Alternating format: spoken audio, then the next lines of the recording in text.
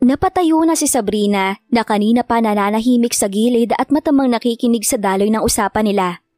Bago pa man makapagbigay ng opinyon ang mga magulang ni Andre, na halatang dalang-dala na sa mga paawang sinasabi ni Britney sa kanila, hinagod niya ng tingin mula ulo hanggang paa sina Britney at Kenji na naroon sa kanilang harapan at nagmamakaawa na tumulong sa kanila na makahanap ng bone marrow donor sa kanilang angkan.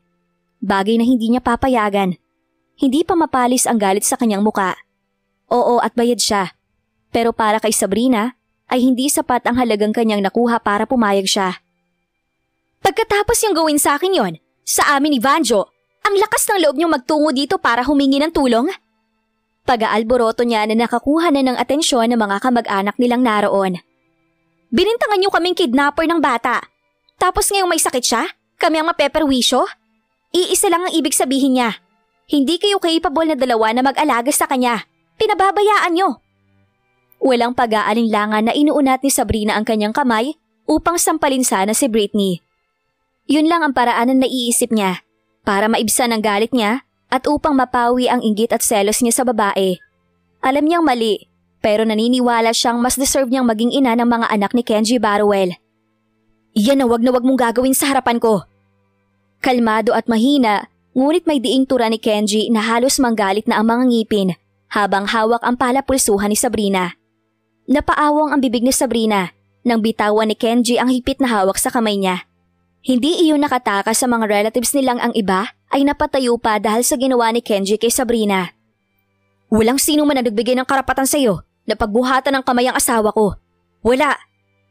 Lingid sa kanilang kaalaman ang naging paratang ni Sabrina. Kung kaya naman ngayon pa lang din sila makakapagbigay ng reaksyon sa tinura nito.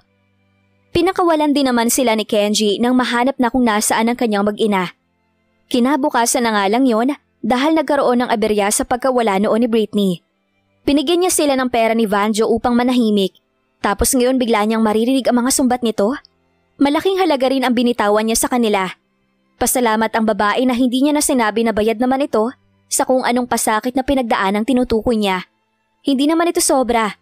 Nagkasundo rin sila na kailanman ay hindi makakalabas ang tungkol doon. E kung bawiin niya kaya ang pera dahil hindi naman ito tumupad ng usapan nila. Napipinto na sana niyang sabihin iyon nang hawakan na ni Britney ang isang kamay niya na nagsasabing tama na. Hindi niya na kailangan makipagtalo sa kanila. Kung ayaw niyong tumulong, di wag. Ubus na ang pasensyang saad ni Kenji dahil sa haka-haka ng mga taong naroon. Pakiramdam niya nagsasayang lang sila ni Britney ng panahon at oras sa mga taong iyon. Nakikiusap lang naman kami sa inyo dahil baka may natitira pa kayong pagmamahal sa anak ng isa sa mga kamag-anak niyo. Ngunit sa nakikita ko, wala. Ayaw niyo siyang ikonsidera. Kung nasa poder niyo marahil ang bata at nagkasakit ng ganito, paniguradong pababayaan niyo lang siya mag-isa sa sulok. Hindi na ako magtataka na mas ipinagkatiwala pa ng mga magulang niya ang bata sa ibang tao na hindi nila kadugo kumpara sa inyo. Ganyan ang ugali niyo na alam nilang mag-asawa. Dismayadong tura ni Kenji na hinablot na ang kamay ni Britney upang tumayo. Sa gulat ay hindi na nakapag-react doon si Britney na napaahon na. Halika na Britney. Kahit lumuha tayo ng dugo upang makausap sa kanila, wala pa rin tayong mapapala. Kenji! Iling ni Britney na puno ng pagtutol ang mga mata. Umaasa pa rin na mapapapayag sila. Tumayo ka na. Nagsasayang lang tayo ng oras sa kanila. Hindi sila tutulong. Kahit palumuha tayo ng dugo, wala tayong mapapala. Ang mabuti pa ay maghanap na lang tayo ng alternatibong paraan upang makahanap ng donor. Gusto mo bang maubos lang ang oras natin sa kanila? Gayong ayaw naman nila? Sa sinabing iyon ay namalisbis na ang mga luha ni Britney. Bigong-bigo na ang hitsura niya. Ilang beses pa siyang umiling. Gusto niya pang makiusap sa kanilang angkan na tulungan si Andrea kahit ang kapalit ay halikan niya ang kanilang mga paa. Naniniwala siyang may makakamatch sa kanila ang bata. Nang muli siyang hilahin ni Kenji patayo ay wala nang nagawa pa doon si Britney kung hindi ang gawin na lang ang gusto ng kanyang asawa. Wala na silang choice. Baka nga kahit ilang araw silang manatili doon ay wala pa ring mapala. Walang imik na tinalikuran na nila ang mga naroon na nagulat pa rin sa lantaran nilang pag-alis. Sandali! Kuha ng pansin ng ina ni Andre sa atensyon ni na Britney. Ako, payag akong magpa-check. Tita, anong pinagsasasabi mo? Anong magpapacheck ka? Hindi mo yan gagawin. Anong magpapacheck ka? Hindi. Oo nga, Bakit ka pumapayag? Singhal ng isa sa kapatid ng ginang doon. Napatigil na lang sa tangkang pag-alisa na sina Britney at Kenji nang marinig nila iyon. Napaikot na lang sila paharap upang lingunin lang ang mga itong nagtatalo. Napailing na lang ang mag-asawa sa nasaksihan nila. Ano pang silbi ng pagmamatigas nyo? Hindi naman ito magagawang ibalik ang buhay ng anak ko. Maano bang tulungan natin ang ating apo sa kanya? Huwag nating idamay ang bata. Makipagtulungan tayo sa kanila. Pwede ba? Buhay ng bata ang nakasalalay sa magiging desisyon natin. Napanganga ang bibig ng lahat nang lumuhod ang ginang sa harapan ng kanyang mga kamag-anak. Natutop na ni Britney ang bibig niya. Agad namang tinulungan ang ginang ng kanyang asawa na bagamat walang imik ay sang-ayon sa desisyon ng kanyang may bahay. Walang ibang madudulot ang galit nila. Ako nang nakikiusap. Magpatas tayo at isalba natin ang buhay ng bata. Para na lang sa anak kong si Andre. Gawin natin ang bagay na to. Pakiusap. Pumayag na kayo sa kahilingan na mag-asawang Barwell. Samo pa ng ginang na nagsimula nang pumatak ang kanyang masaganang luha mula sa kanyang mga mata. Naiwala na niya ang kanyang anak na si Andre. Hahayaan na lang ba niya at wala siyang gagawin na ngayon ay masakit ang nag-iisang apo niya dito? Matanda na siya. Hindi niya rin alam kung hanggang kailan na lang tatagal pa ang buhay niya. Kailangan na gumawa na lang siya ng mabuti. Hindi niya rin inaasahan na ang iba sa mga kamag-anak ay isa-isang nagsimulang pumayag na magpa-check kung magmamatch ba iyon sa bata. Bumuhos pa ang luha ni Britney nang marinig na mas nadagdagan pa ang pumapayag sa kanilang pakiusap at hiling. Hanggang ang halos lahat ay payag na, maliban na lang kay Sabrina na iling ng iling. Hindi makapaniwala na mabilis na uto ang kanilang buong angkan ni na Britney. Hindi ba't nagkasundo na tayong lahat na hindi papayag sa gusto nilang mangyari bago tayo pumunta dito? Anong nangyari? Bakit pumapayag na kayo? Wala pala ko yung isang salita eh. Matabang niyang tanong at paratang sa kanila na isa-isa nang nag-iwas ng mga mata. Hindi ba't ang usapan natin ay ang kunin ng custody ng bata sa kanila at pagbayarin sila sa pagpapalipat ng apelido ng bata sa kanila na walang paalam? Hindi ba? Anong nangyari sa inyo? Nakalimutan niyo bang lahat ng mga bagay na yon? Sabrina, tama na iha. Si Andre at Anisha din naman ang mahiling na sila mga Barwell ang magpalaki sa bata. Bakit natin babaliin ang desisyon nilang iyon? Mahal na mahal naman nila ang bata, kaya ayos lang. Tita, baliw ka na ba? Nagpapauto ka sa kanila eh. Sila ang pumatay kay Andre. Ipinadampot kami nila dahil ang buong akala nila ay nakidnap namin ang bata, na ang totoo ay nang dahil lang yun sa kanilang kapabayaan. Kailangan natin makuha si Andrea sa kanila. Huwag kang magpauto sa mga salita nila, tita. Nakaani na iyon ang samot-saring opinyon mula sa mga kamag-anakan nila. May nagbawi at bumaliktad ng unang sinabi na magpapacheck up sila para sa matching at sumang-ayon sa sinabi ni Sabrina. Ang iba naman ay nanatiling tahimik at nakikiramdam sa sasabihin ng ibang kamag-anak. Nanginig na ang labi ng ginang.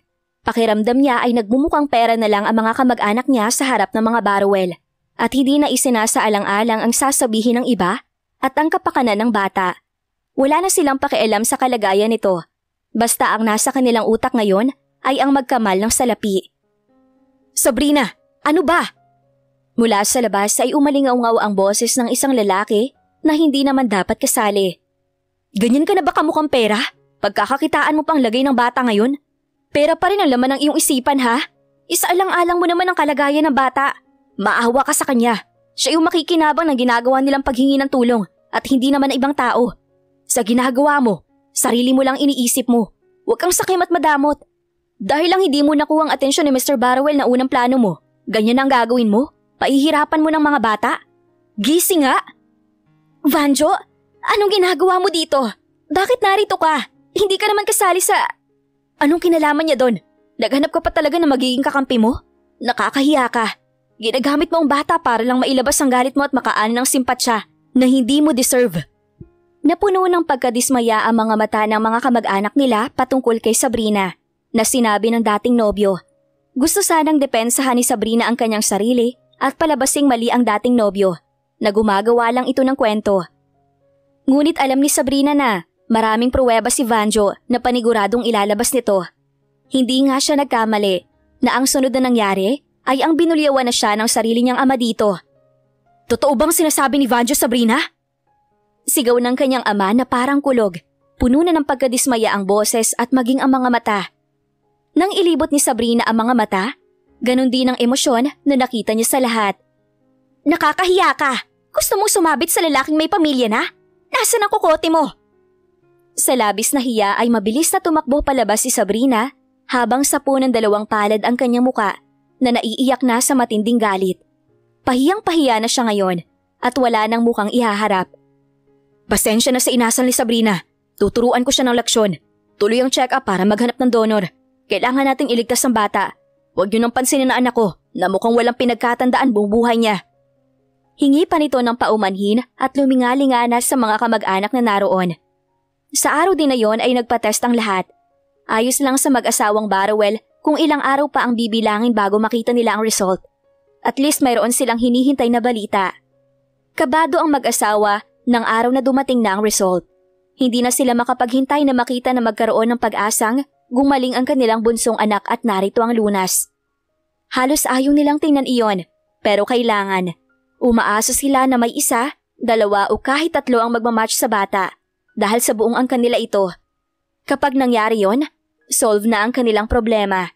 Makakahinga na rin sila ng maluwag. Tingnan mo na. Udyok ni Britney kay Kenji na bakas sa muka ang kaba. Umiling si Kenji na kagaya ni Britney na abot-abot din ang kaba sa kanyang dibdib. Ikaw na Britney, ikaw ang unang tumingin tapos sabihin mo na lang sa akin kung anong result. Punong-puno ng excitement na binuksan ni Britney ang envelope. Pinuno ng pag-asa ang kanyang puso na naroon ang sagot sa kanilang malalang suliranin. Parang lalabas na naman sa kanyang lalamunan ang puso habang ini-scroll niya ang mga mata sa bawat pangalan at result ng matching ni Andrea sa mga kamag-anak. Halos hindi na rin huminga si Kenji habang binabasa naman ang reaksyon ng asawa. Nakaupo sila sa ibabaw ng kama, magkatabi. Ngunit ayaw ni Kenji na magbasa sa anong nakasulat na sa hawak na papel. Ano, may nakita ka nang nagmatch? Si Kenji na ayaw na tingnan ang result pero excited na malaman. Sandali lang, wala pa. May bakas na ng lungkot ang boses ni Britney. Sa patuloy na pababa ng mga mata ni Britney sa listahan, unti-unting nagkaroon ng malaking guwang ang kanyang puso, lalo na nang makarating na siya sa pinakadulo noon. Hindi niya lubos maisipan na sa dami na nagpatest sa mga kamag-anak ni Andre, ni isa ay walang nagmatch na bone marrow para kay Andrea. Wala? Patanong na saad ni Britney na halos hindi lumabas yon sa lalamunan niya. Bakit wala? Kahit isa lang. Napahawak na sa kanyang dibdib si Britney na animo ay hindi na makahinga nang mag-sink in sa kanyang isipan ang result ng kanyang hawak. Maisip pa lang na walang magiging donor si Andrea. Pakiramdam niya ay pinapatay na siya ngayon pa lang. Bumigat pa ang pakiramdam niya nang maisip na nagtungo sila sa lugar na yon na puno ng pag-asa at babalik sila ng lungsod na walang anumang dala kundi ang matinding sama ng loob at hinanakit na bakit inaadya iyong mangyari ng langit. Sumama lalo ang pakiramdam niya. Paano na si Andrea, Kenji? Paano na ang anak natin kung ganito ang result? Gasgas ang boses na parang tuluyan nang nawalan ng pag-asa na hindi na napigilan na tanong ni Britney. Pumatak na ang kanyang mga luha. Hindi na niya kayang itago pa ang sakit na nararamdaman para sa bata. Hirap na ang kalooban niya. Paano siya gagaling? Paano natin siya matutulungan? Paano ang anak natin kung ganito ang result? Ikinulong ni Kenji ang asawa sa kanyang mga bisig at marahang hinalikan ang tuktok ng ulo nito. Hinagod niya ang likod ni Britney upang pakalmahin sa bugso ng damdamin. Kitang-kita ang napipintong pagbigay ng kanyang katawan. Nasagad na ito ng sama ng loob. Parang tuluyan ng tinakasan ng kawalan ng pag-asa. Huwag kang mawalan ng pag-asa. Hahanap tayo ng paraan. Marami pang paraan. Hindi lang naman yon. Kumbinsi ni Kenji kahit na maging siya ay hindi alam kung paano kukumbinsihin ang sarili niya. Tumunog ang cellphone ni Britney sa isang tawag dahilan upang mapabitaw sila ng yakap sa bawat isa. Sabay nilang tiningnan ang screen noon at nang makitang si Manang Elsa, rumihistro ang takot sa mukha nilang mag-asawa. Naisip na bakit tatawag ng alanganin ng matanda. Baka may nangyari na sa bata. Kumabog pa ang puso ni Britney habang sinasagot iyon habang pinapanood naman siya ni Kenji na humakbang na. Hello Manang Elsa, bakit napatawag kayo? Kumusta na si Andrea? Ayos lang siya Madam Britney, namiss lang po kayo ni Andrea. Gusto kayo makausap kaya ako napatawag. Hindi na sumagot doon si Britney dahil maya-maya pa ay narinig na niya ang mahinang boses ng bata. Nadurog pa ang kanyang puso nang maisip na wala pa ring match na bone marrow para sa kanya. Ang labo pang makakuha sila ng donor nito sa angkan ng mga arsila. Wala sa kanilang nagmatch. Mami, miss ko na kayong dalawa ni Daddy. Pati si Kuya Noah. Nabasag pa ang puso ni Britney nang marinig ang boses ng anak. Hindi naman niya namalayan ang pagbuhos ng kanyang mga luha nang dahil doon. Pinilit niyang pasiglahin ang boses nang hindi mahalata ng batang umiiyak siya at may problemang pinagdadaanan. Gusto niyang isipin ng bata na ayos lang ang lahat. Miss ka na rin ng Mami at Daddy, Andrea. Kaunting tiis na lang at uuwi na kami dyan. Nakikita mo na ulit kami, ha?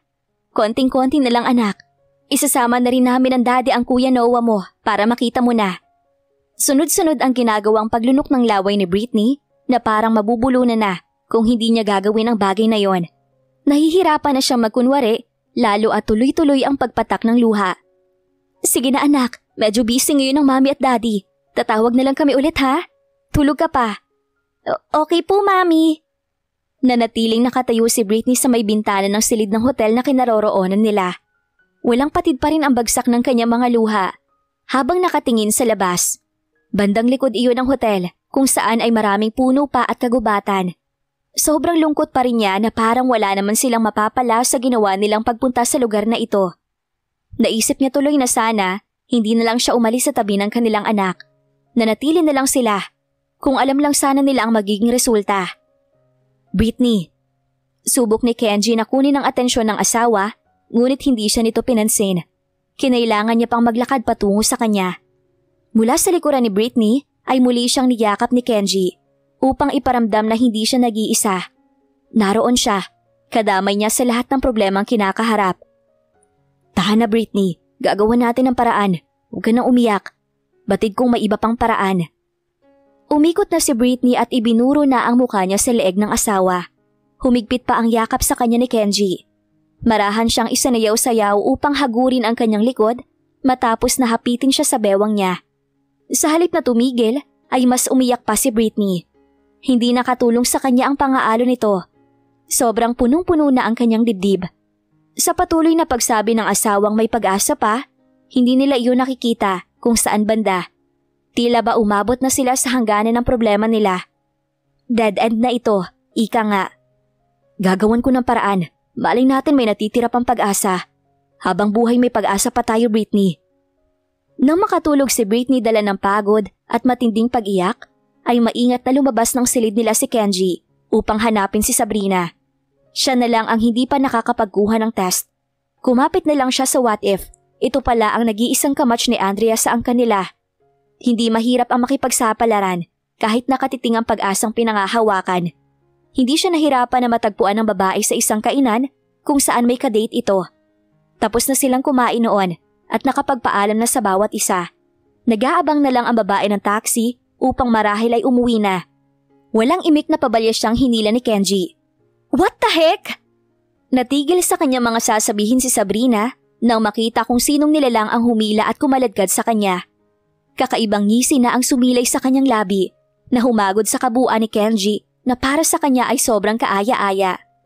Umayo siya ng tayo nang makabawi at nagawa pang humalukip-kip sa harapan ng lalaki. Alam na niya kung ano ang kailangan nito. Inaasahan na niya iyon na mangyayari kaya handa rin siya. Anong kailangan mo? Maang-maangan niyang tanong kahit na alam na niya kung ano ang pakay nito. Nahulaan ni Sabrina na marahil ay walang nagmatch sa mga kamag-anak nila at tanging siya ang huling pag-asa. Sa bagay na yon ang pakiramdam ng babae ay parang sobrang importante naman yata niya. Pumunta ka ng ospital at magpa-check. Sambit ni Kenji sa pautos na paraan. At sino ka naman sa akala mo para sundin ko? Wala kang karapatan na utusan ako, Kenji. Ang matapang na mukha ni Kenji ay biglang lumambot na para bang kapag ginawa niya ang bagay na yon ay makukuha niya ang gusto niya sa babaeng kaharap niya. Humalakhak lang doon si Sabrina. Tuwang-tuwa sa hitsura ni Kenji na dinaig pa ang isang maamo at ayaw magpakatay sa amo na tupa. Ayoko, hindi mo ko mapipilit. Hindi ko gagawin ang gusto mo. Pagkatapos yung gawin sa akin yon, ipinahiya niyo ako sa buong angkan ko tapos narito ka at makikiusap? No way, Mr. Barwell. Never. Nilamon ni Kenji ang distansyang nakapagitan sa kanila gamit ang nanlilisik niyang mga mata. Anong kondisyon ang gusto mong gawin ko para pumayag ka? Wow! At nakikipagkasundo ka na sa akin ngayon? Ang tanong ay kaya mo bang ibigay ang kapalit na hinihiling ko? Palaban na sagot ni Sabrina na nakipaglaban ng titigan sa nanlilisik ni Kenji na mga mata. Humagod na ang puno ng pagnanasang mga mata ni Sabrina sa kabuuan ng katawan ni Kenji. Tumigil pa iyon sa pagitan ng kanyang mga hita at muling bumalik sa mukha ng lalaki. Para itong lobong gutom na mayroong pangungutya ang bawat pilantik at kurap ng talukap ng kanyang mga mata. Halata na hindi na rin makapaghintay sa reward na makukuha, oras na pumayag sa kanilang kasunduan, kapalit ng nais nito. Sigurado ka, Mr. Barwell? Ibibigay mo ang gusto ko? Pag-isipan mo mabuti, baka naman nabibigla ka. Anything you want, basta pumayag ka lang na magpa-check upang malaman kung match kayo. Lumapad na ang ngisi ni Sabrina sa kanyang nakuhang tugon ng lalaki. Pakiramdam niya ay naka-jackpot na siya sa offer ni Kenji. Pinalamlam niya pa ang kanyang mga mata at maya-maya pa ay muling napangisi. Pag-iisipan ko, pero bet ko ang offer mo ha? Anything I want from you pala ang kapalit nito. Sa nakitang paninitig ni Kenji sa kanyang katawan ng babae, doon pa lang ay alam na niya kung ano ang nais itong maging kapalit ng bagay na hinihiling niya sa kanya. Siyempre, papayag siya at saka lang naman ito makukuha ang kanyang gusto kung may result na ang matching test. At positive rin ito upang maging donor. Kung negative iyon at hindi sila match, wala pa rin itong mapapala. Iyon ang nakaligtaang isipin ni Sabrina bago siya makipagkasundo sa lalaki. Ang akala niya kasi kapag pumayag siya ay doon na matatapos.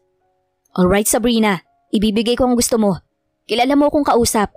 Gagawin ko kung anong sinabi ko. Nagdiwang pa ang mga mata ng babae nang marinig ang ginawang pagpayag nito sa kanyang nais. Kapag nangyari yon, hindi na siya mahihirapan na hawakan ito sa leeg. Nakahanda siyang gawin ang lahat ng kanyang nais.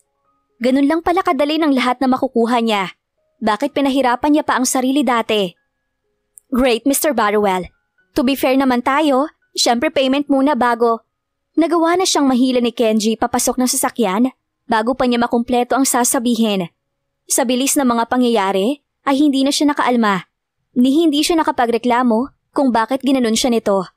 Nanlalaki ang mga mata at nanlalamig na ang buong katawan na pinaharurot na agad iyon ng driver. Kahit na panay ang protesta ni Sabrina, nakatabi ni Kenji sa likurang bahagi ng naturang sasakyan. Pilit umaalma. Test muna, hindi mo ko pwedeng utakan Sabrina. Mahina ngunit may diing saad ni Kenji na siya naman ang may matingkad na ngisi sa kanyang labi. Pagkatapos ng test, makukuha mo ang gusto mong kapalit. Ipinagkipit na lang iyon ng balikat ni Sabrina kahit na hindi maganda ang pakiramdam niya doon. As long as magpakuha siya ng test at sundin ang mga gusto ni Kenji, maaari niyang matikman ang katawan nito na malamang ay susulitin niya upang hindi naman sayang ang ibinigay nitong pagkakataon sa kanya na minsan lang kung dumating. Sisiguraduhin niya na yun ang magiging dahilan ng kanilang away na malala ng asawa nitong si Britney. Sa kanya pa rin ang huling halakhak. May dulot din pala ang anak ng kanyang pinsan doon. Subalit parang bulang pumutok ang kanyang magandang pangarap nang magsalita ulit si Kenji. As long as positive ang result ng test at matapos ang proseso ay makukuha mo ang gusto mo sa akin. Dagdag ni Kenji na biglang pumawi sa malapad na ngisi ni Sabrina at napalitan ng pagkalugmok. Napakurap-kurap pa ng mga mata si Sabrina na parang dinadigest pa ang kanyang mga nalaman. Ibig mong sabihin kapag negative ang result ay hindi mo ko pagbibigyan? Hindi mo ko babayaran ang pinag-usapan natin ang kapalit ng gagawin kong pagpapatest sa ospital? Anong kahibangan to, Mr. Barwell? Pumayag ako sa hiling mo. Bakit hindi ka willing na ibigay sa akin ano man ang maging resulta? Of course, kung negative ang result, hindi mo deserve na makompensate. Napaawang na ang bibig ni Sabrina. Ang buong akala niya, as long as pumayag siya na magpa-check, maging match man sila o hindi, ay makukuha niya pa rin ang kanyang gusto. Pero mali siya. Nauto siya ng isang Kenji Barwell. Ang tanging mahihiling na lang niya ngayon ay ang mag-match sila. Nang sa gano'n naman ay makuha niya ang kanyang gusto kay Kenji dati pa. Kinakailangan nilang mag-match ni Andrea. Ganun pa man, hindi pa rin siya mapalagay. Kung sakali na hindi, nagsayang lang siya dito ng oras at laway. Ibaba mo ako, wala kang isang salita. Hindi ako magdodonor ng bone marrow sa batang yon, kahit pa mag-match kaming dalawa. Pananakot niya kay Kenji. Nagbabaka sakali na kapag narinig iyon ng lalaki, ay pagbigyan siya nitong makuha muna ang gusto niya. Wala na akong pakialam kung mamatay siya. Malakas na dumapo na ang isang palad ni Kenji sa pisngi ni Sabrina na ikinagulantang ng babae. Hindi niya sukat akalain na magagawa siya nitong saktan ng ganun na lang. Ganun pa man ay wala siyang magawa. Siya ang hawak nito sa kanyang leeg ngayon dahil nasa loob siya ng kanyang sasakyan. Isang salita pa at pipilipitin ko ang leeg mo. Walang nagawa si Sabrina kung hindi ang manahimik na lang doon habang sapo ang mukha niya. Kahit anong gawin niya, wala na siyang takas sa kamay ng isang Kenji Baruel na nasa harap niya. Ang tanging paraan na lang upang makatakas siya ay ang maging sunod-sunuran sa kanya. Tahimik na lang siyang umiyak. Dama na rin ang takot at kaba. Pagdating nila ng ospital ay hindi pa rin binitiwan ni Kenji si Sabrina na kinaladkad na patungo ng hematology department upang magsagawa ng panibagong matching test. Ano man ang maging resulta noon, nakahanda si Kenji na gawin ang lahat para sa kanyang anak. Subukan mong tumakas. May pagbabantang tura ni Kenji sa babae na nabasa niya na hindi mapalagay at pilit na naghahanap ng magiging paraan. Mahahanap at mahahanap rin kita. Nang masiguradong nasimulan na ang matching test, ay saka palang nagpa siya si Kenji na lisanin niya ang ospital. Hindi na niya hinintay pa na matapos ito. Sa paglabas na lang ng result sila muli mag-uusap ni Sabrina. Kung sakali man na maging positive ang result at siya na ang magiging donor ni Andrea. Saan ka nang galing? Bungad ni Britney sa asawa nang maingat itong pumasok ng silid. Sa ospital. Hindi makatingin sa matang sagot ni Kenji na inabala ang kanyang sarili sa ibang bagay. Anong ginawa mo doon? Hindi sumagot si Kenji na tinatanggal na ang suot niyang belt. Pinagmasdan pa siyang mabuti ni Britney. Iba ang ikinikilos ng kanyang asawa na para bang merong itinatago. Hindi siya mapapalagay kung hindi iyon sasabihin sa kanya. Iba ang kutob niya. Parang merong mali sa kanya. May kailangan ka bang sabihin sa akin, Kenji? Naudlot na sa gagawin niya sanang paghuhubad ng pantalon si Kenji nang marinig ang tinig ni Britney na nakabangon na ng kama. Seryoso na ang mukhang ipinapakita sa kanya. Britney, pinuntahan mo ba si Sabrina para pilitin na magsagawa ng test? Hindi pa rin nagsalita si Kenji. Huminga lang ito ng malalim. Nakipagkasundo ka sa babaeng yon? Anong kapalit ang kanyang hinihingi mula sa'yo? Sana man lang kinonsulta mo ako bago ka nagdesisyon. Na-bypass mo na naman ako, Kenji. Bakit? Ibinuka ni Kenji ang bibig. Ginagawa ko to para sa anak nating si Andrea Britney. Mag-asawa tayo. Bakit hindi mo sinabi? Anong hiningi niya sa iyong kapalit? Katawan mo? Imposible namang pera dahil paniguradong may pera pa rin ang babaeng yon.